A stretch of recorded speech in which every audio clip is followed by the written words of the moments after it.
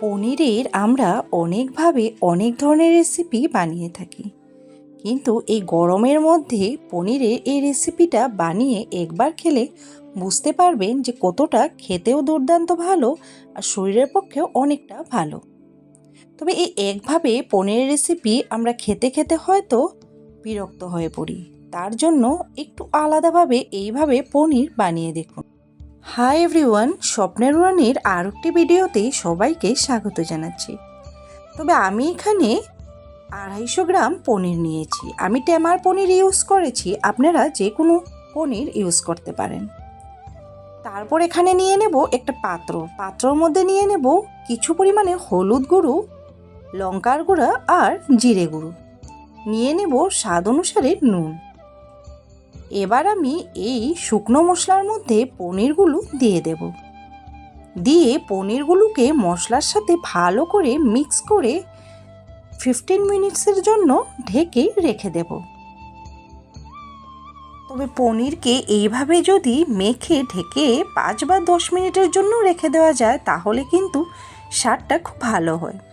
তারপর একটা বাটি নিয়ে নেব, সেখানে আমি টক দই দিয়ে দেব। তবে আমি এখানে 1 পোয়া পনির নিয়েছি, 250 গ্রাম পনিরের মধ্যে আমি 100 গ্রাম টক দই নিয়েছি। দিয়ে দেব এখানে লঙ্কার গুঁড়ো, দিয়ে দেব হলুদ গুঁড়ো, আর দিয়ে দেব জিরে গুঁড়ো, ধনিয়া গুঁড়ো।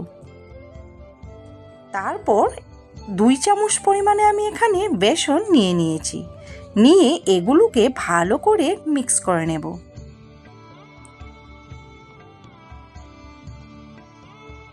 অল ইনগ্রিডিয়েন্টসগুলো ভালো করে মিক্স করে রেখে দিলাম। তারপর আমি একটি কড়াইতে নিয়ে নিব সাদা তেল, নিয়ে আমি সেই মশলা মাখানো পনিরগুলো দিয়ে দেব। গ্যাসের ফ্লেমটা কিন্তু আমি মিডিয়ামে রাখবো, না হলে জ্বলে যেতে পারে পনিরের সহিত সেই মশলাগুলো।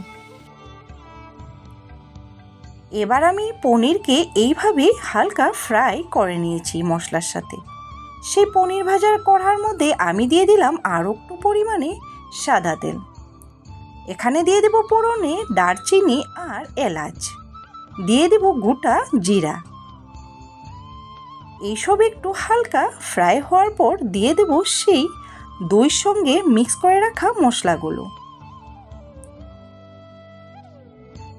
এবার মশলাগুলোকে গ্যাসের আঁচটা মিডিয়ামে রেখে ভালো করে নাড়াচাড়া করতে হবে। তবে মশলাটা কিন্তু নাড়াচাড়া করতে করতে কষিয়ে নিতে হবে, বেসন দেওয়ার জন্য তলে লেগে যেতে পারে। তো মশলাগুলো কিন্তু ভালো করে কষানো হয়ে গিয়েছে, এবার তেল ছেড়ে এসেছে। এবার দিয়ে দেবো এখানে পরিমাণ মতো জল। আমি বেশি জল ইউজ করব না, 1 কাপ পরিমাণের মতো আমি জল ইউজ করেছি। এবার সেই মশলার সাথে ভালো করে মশলাটা মিক্স করে নেব।